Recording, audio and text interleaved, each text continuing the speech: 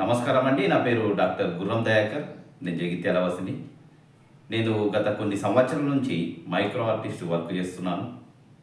అయితే ప్రతి సంవత్సరం నేను శివరాత్రి సందర్భంగా ఒక ప్రత్యేకమైన విగ్రహాన్ని తయారు చేస్తాను. పోయిన సంవత్సరం గుండు పిన్నుపై శివ విగ్రహం, అలాగే నందీశ్వరుడు వెనుక ఉన్నట్టు తయారు చేశాను.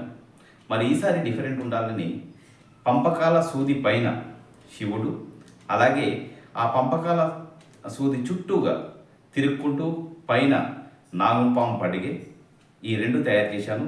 మరి దీని తయారీకి నేను నైలాన్ అండ్ పెన్సిల్ కలర్స్ వాడాను.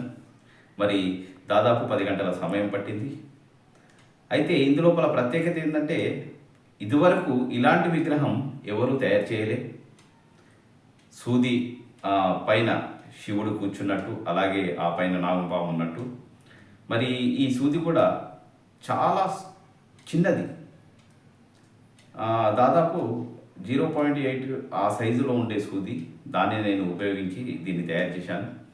మరి ఈ సందర్భంగా ప్రతి ఒక్కరికి శివరాత్రి శుభాకాంక్షలు.